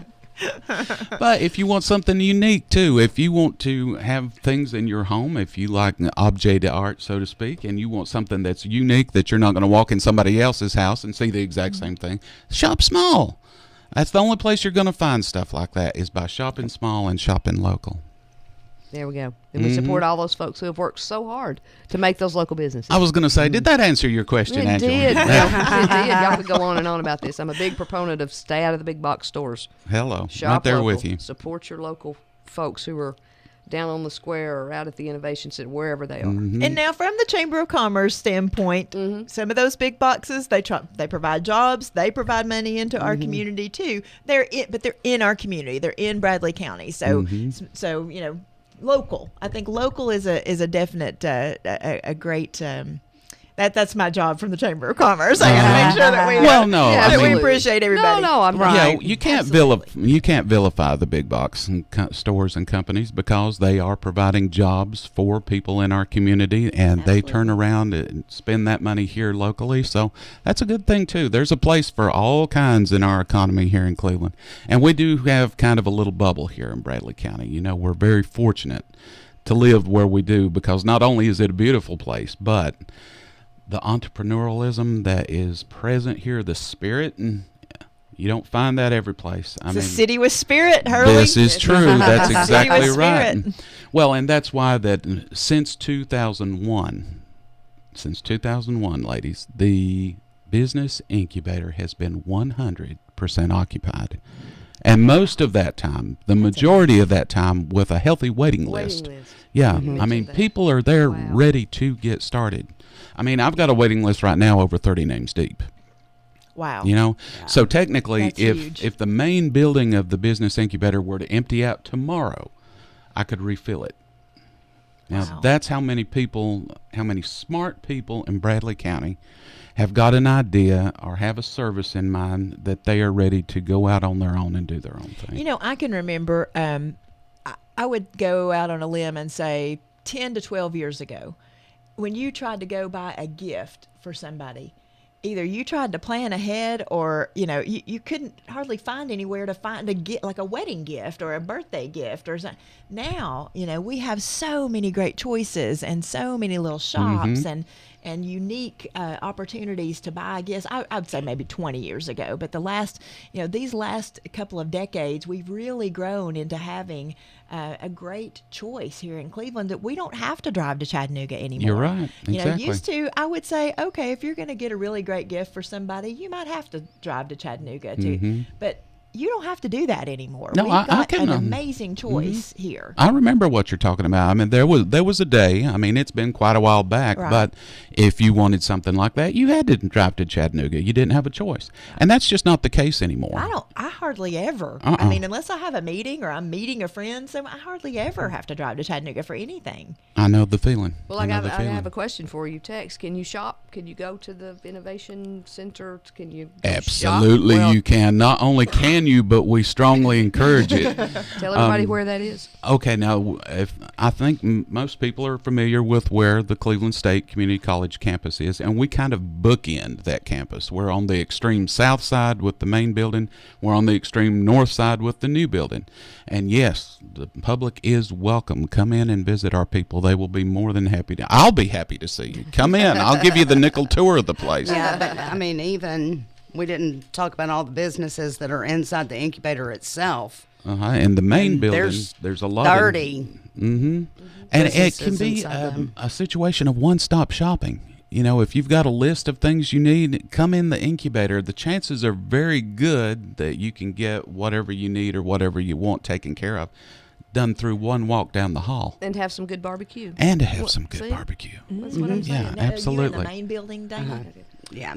And Who we've are some got of your neighbors? What do they have to offer? well, I'm one of my neighbors that I use quite frequently for printing and all kinds of things. Simon J. Marketing. then we've got Scott Goebel, which is CPA, which is right across from me. We've got some new tenants down the hall with me. Tennessee Trikes. Have you seen the little trikes that they're riding out on the Greenway? Oh, He's- yes, I he's- have. That you sit in and it's like a bicycle.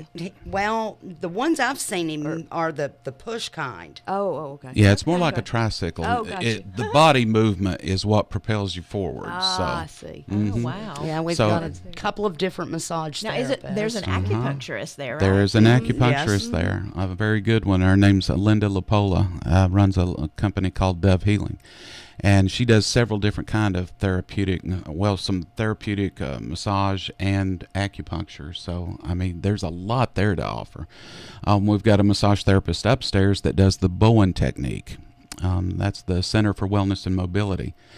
I'm very, very tickled in the fact that we have a therapist upstairs who works strictly with children with autism.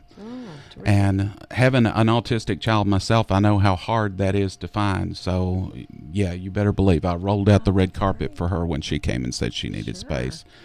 We have an employment staffing. A staffing recruiter Company. there in the building. Actually, this shirt that I'm wearing, the shirt and the embroidery was done by Ha Shirts, which is the company we've got there that does T-shirts, coffee mugs, pens, pencils, cell phone cases. I mean, you name it. Promotional type items.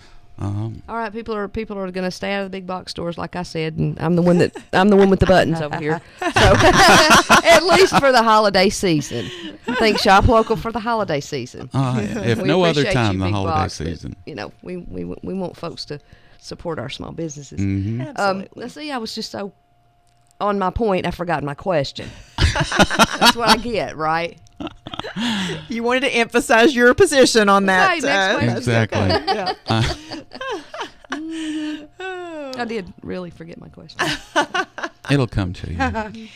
Yes, that's the beauty of having all of us sit here right. because we're all. But I'm amazed at the stats that you've given us this morning. Whoops! I just threw my cell phone around. Okay, relax. They're just yeah. statistics. Calm down, Melissa. It's so exciting though. But I mean, people just don't realize, how successful you guys are over there. I'm at the Chamber of Commerce, and I don't think I realized that. I mean, what did you say the percent rate on the business is still open? 86%. 86%. 86%. That's huge because it is, it is difficult to get started on a small business and sustain. I've often said, if you've got the product, you have to be patient and help that build. Well- We've seen that in some of our businesses in town. Here's another statistic that you will like. 95% of those businesses that are still open are still in Bradley County. Wow. Only 5% of our businesses that have become successful have moved to other communities. That's great. So not only are we growing them here, but we're keeping them here, which is important too. Yes. Let's face it, it's wonderful when you see somebody take an idea and turn it into a thriving business, but it's another thing for them to keep it right here in Yes. Bradley County. Well, So. and you're creating an environment that people want to, like you mentioned, children want to go through school, they want to grow up here, they want to come back here, Of after course, they're yeah. educated either here or where, if, at the place of their choice, that they want to come back here because we've created an environment that they can do business, whether it is starting their own business, whether it's being employed by a business that's here. We're creating an ecosystem and environmental economic environment that people want to come back to, and so many towns don't have that. I mean, you have a lot of towns in the South where people go through school and they leave and they never this is come true. back. This is very I true. don't think that's the case here in Cleveland. And like you say, and I think that's a sad thing because I'm like you. I think people really want to stay in their own community and they gravitate toward that. But sometimes, let's face it, there's just no opportunity. Right. And one thing that makes me really proud is that the business students at Cleveland State Community College, their instructors will bring them over, will run through the building and give them the nickel tour of the place and let them meet some of the tenants, which is another great thing about the people that we've got. We've got a fantastic group of people in there now. They throw their doors open, prop their doors open. They're, taking time out of their day and whatever they're doing at the time to greet these college students of whatever age, because Cleveland State is pretty diverse as far as the age of their students over there, and explain to them how that they got started, how that the incubator has helped them. And so later on, and sometimes even before they leave that day, they're slipping away from the group and coming to me, how can I get my name on the waiting list? I have this idea. Can you help me out with it? And so that's very gratifying too. And we're going to be starting this upcoming year with a similar program with Cleveland High School, where some of their students are going to be coming over to shadow the folks in the incubator and to work on a marketing project with their classes there at the high school, which how can you ask for better than that? That's great. I think it's going to be very successful, and it's going to be interesting at the same time. So. You know what? I love people who love their jobs. I know. It's inspiring. Isn't it? It is inspiring. And I just... How could you tell?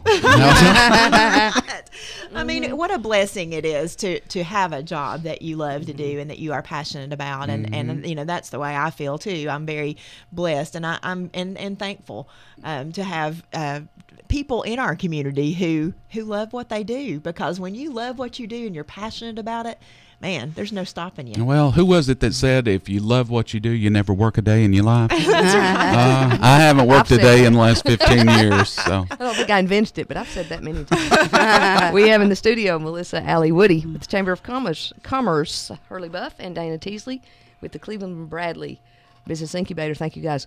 They all love their jobs. I have one statistic I need to share. Don't go to sleep. I like statistics. According to the SBA, Office of Advocacy, small firms account for 63% of net new jobs created between 1993 and 2013. Over a 10-year period, small firms accounted for 63% of net new jobs. That's huge. Since the end of the recession from mid-2009 to mid-2013, which is the only data they had, small firms accounted for 60% of net new jobs. So small firms in the 20 to 499 employee category led job creation. Notice how we're all shaking our heads Yes. over here on this side of the table. Yeah, I have no trouble believing that statistic. Small business accounts for when you hear politicians talk about how small business is the backbone of the country, It's it couldn't be true. more true. It's couldn't true. be more true. You hear about all the big companies, AT&Ts and the IBMs and the Apples and whatnot, but they actually comprise only a very, very small percentage of the American economy. Right. The rest of it is the mom and pop businesses and small businesses in our country that are creating the jobs and creating the dollars. Well, and a large a large percentage of our chamber membership is small firms and small businesses. And speaking of that, Hurley was like one of our superstars with our chamber membership drive this past year. Hurley was rocking the house on selling chamber memberships, because he realizes what all of our agencies do for the community. But I have to give a shout out to Hurley for that, because that was pretty awesome. Were you the top? You were like among the top? No, I don't think I was the top. No, I might have been up there, but I mean, you got to think it was kind of easy for me. I had a captive audience, You were a rock star, though. I tell you, it was awesome. All I had to do was walk down the hall, sign this. But I will have to say this is kind of on behalf of my friends down the hall of the Chamber of the Economic Development. They do a lot of industrial recruitment, and those jobs that come in for industry and those big investments in your community, those trickle down to our community. I mean, without those folks who have jobs, they can't shop at Kim Curran Creations if they don't have a job and don't have money to spend. And I had an experience with that I'll share with you guys. I went into a little shop that's kind of near to the chamber. And they used to be chamber members, but they had dropped. And so I said, hey, I wish you guys were back at the chamber. I'd love to put you in all my brochures and my website. I'd love to have you back. And the person said, well, we didn't really feel like we were getting, anything for our chamber membership. And I said, well, okay. And so I shopped around a little bit. And I said, hey, do you have anybody from Whirlpool that shops over here?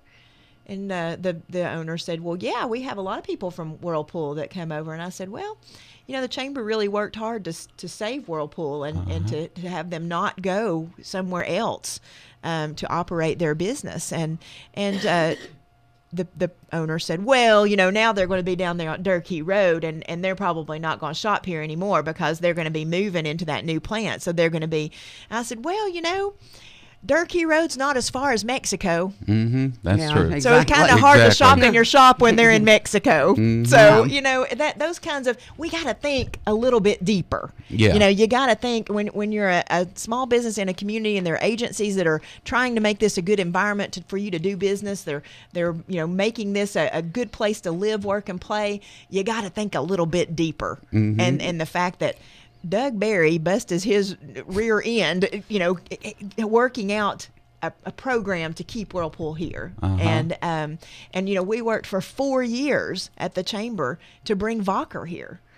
Valker is the largest private construction project under construction in America today. Now, you don't think that's going to impact our community with those folks making higher paying jobs that can go down to G Daddy's barbecue and load up? Exactly. That's it all works together, and that's why we live in such a beautifully balanced community, I think, where we have the industries and it works together to trickle down to support these small businesses. And we're creating a great environmental ecosystem here, economy wise, that is we are. I mean, and the chamber is a big part of that. You say a lot of things that I do and a lot of things that you guys do at the chamber, we make it look pretty is what it is. Right. We make it look good on the service. Right. That goes back to what I said a minute ago.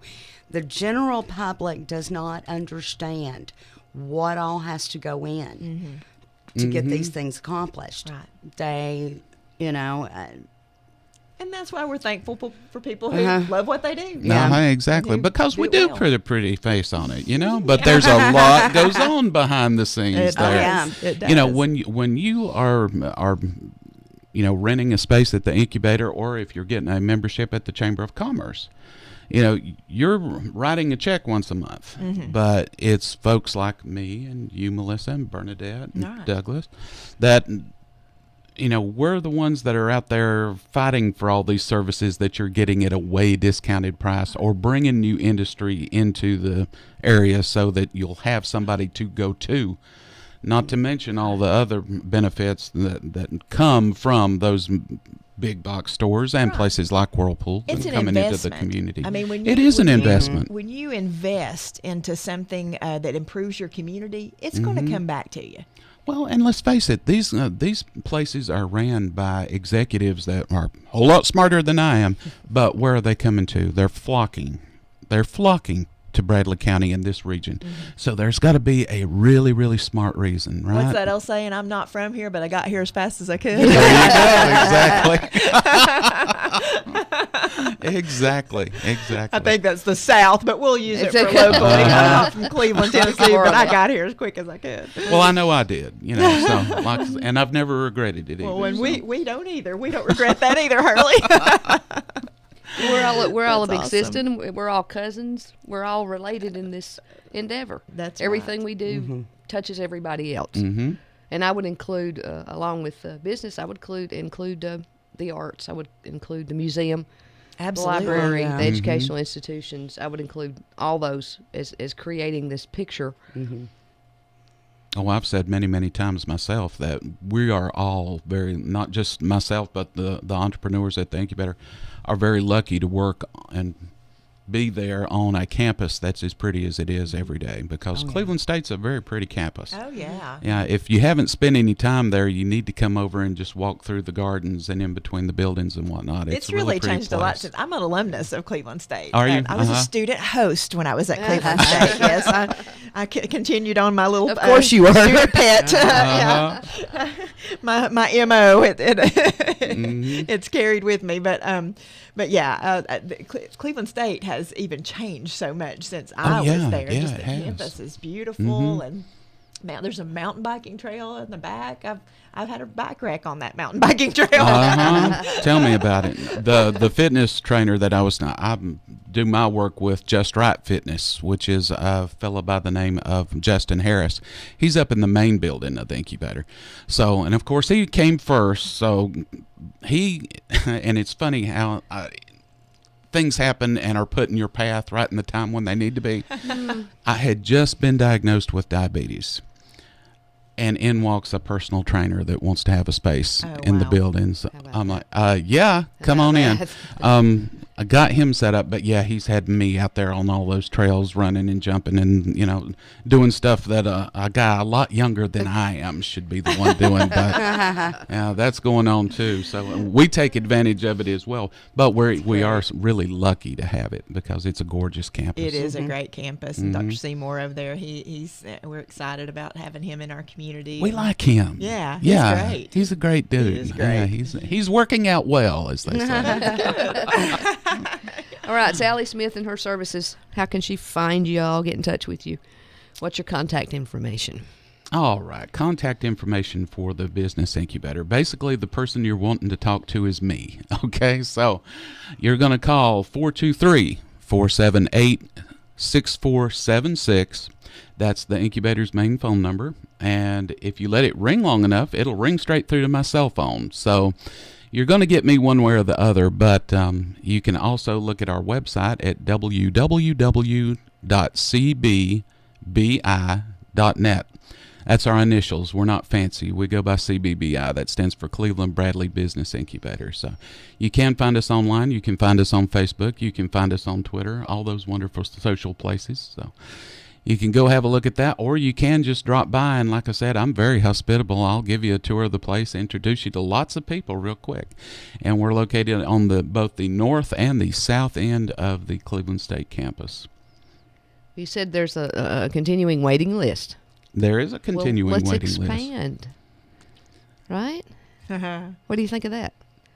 I'm not saying anything, No. Angela. No, I'm very quiet over here. Oh, you're very quiet now. Hey, it took us 9 years to build the Innovation Center. You got to give me just a minute on the rest of it. Catch your breath. Now, is there a difference in the businesses that are in the Innovation Center? Is there a difference in like what type of business is there versus the main building?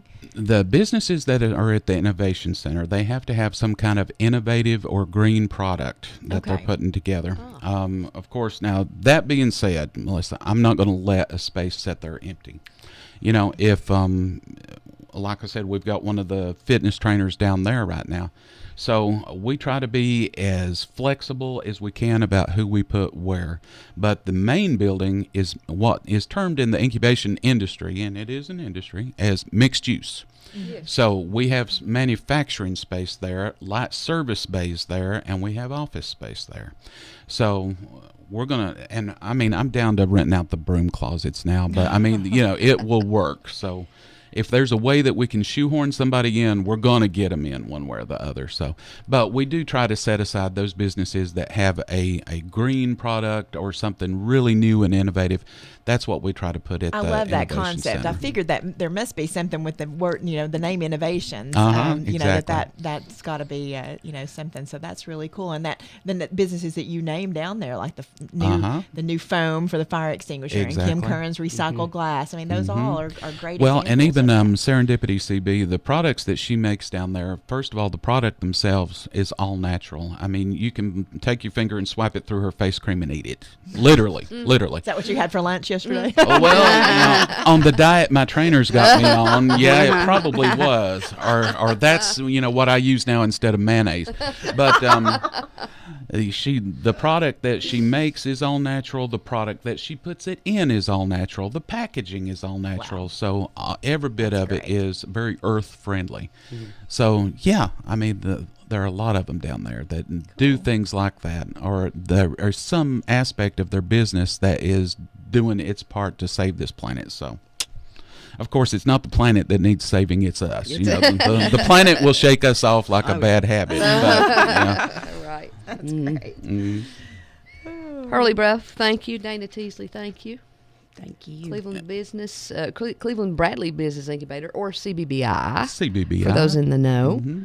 Melissa Allie Woody, thank you again. Angela Miner, thank you. Cleveland Bradley Chamber of Commerce. Love having people in the studio who love what they do. It's infectious. Well, So it's y'all- great to be in the studio with somebody that loves what they do.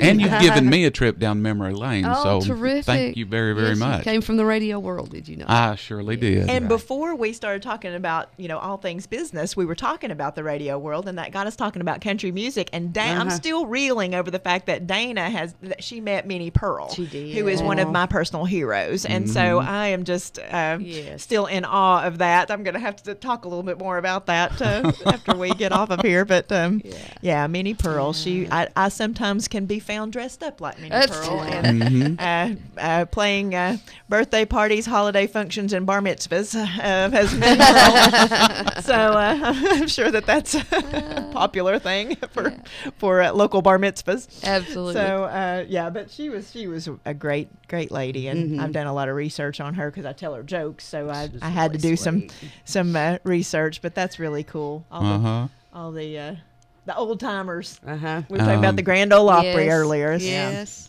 Fun memories. See, that was the thing I regretted about. I'd never got to meet any of the old crowd of country music. By the time that I got into radio, it was all this new gang. I interviewed the Oak Ridge Boys when I was with the radio stations, but I didn't get to meet any of those icons. Like Minnie Pearl. So were both of your radio stations, were they country, both of them? Or? Well, they were country to start out with, but we slowly but surely moved that format over to Southern Gospel. Now, we did get to meet a lot of the big names in Southern Gospel music because cool.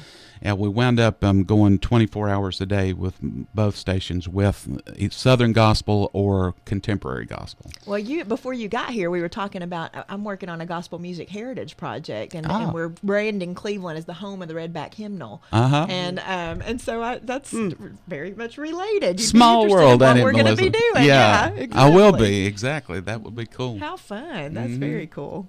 Of course, we've got, I'm sure I could find room over at the incubator for a radio station. If anybody's got that idea and has a license that they can, we can put an antenna on the roof, can't we, Dana? And we have a Dana personal will find me a consultant. grant for that. Yeah. have a so- personal I'll find, Yeah, because Hurley, he's been a successful media mogul. A media mogul. And so, you'd have a personal consultant if you wanted to start something like that. Exactly. You ever get tired of being over here, Angela? You can just slide it all over that way. I can help you. Oh, can you? He's I soliciting remember me how to do use that. a slide board. We can. This is not my day job. Oh, okay. All right. Okay. This is her Thursday gig. It's my Thursday gig. Well, it can be done by remote control, I understand now. So have Mike, we'll travel. There we go. We'll talk. Well, thank you, guys. Anything we did not cover? You want to make a final comment or two? Please go ahead. Dana didn't give her contact information. Oh, I can be reached by calling 423-715-7272. And like I said, I do project assistance. I can do grant research, grant writing. I can help you manage the grant once you get it, because a lot of people don't realize that there's a lot of paperwork that follows once you get it. So, You don't just get the money and go on. You have Yeah, a lot to I know. answer for after that, Yeah. don't you? Sometimes that's more work than getting the grant. Yeah, it is. Spending the grant. Right. Yeah. Mm-hmm. She's located in Suite 168 of the Business Incubator. That Thank part you, of Hurley. it. Just come find me. I'm usually running the halls. Between my office and hers. Final word, Melissa? Oh, just happy to be here. Just want to be a blessing. Thank you. Appreciate all of you. And hope Melissa, hope you'll she's come back. always got to have the last word. She does. She offered it. I did. See, I knew. That's okay. This is Listen In. I'm Angela Miner. Thank you, everybody. See you next time. So it could be control to stay away from a yellow band of 14-karat gold.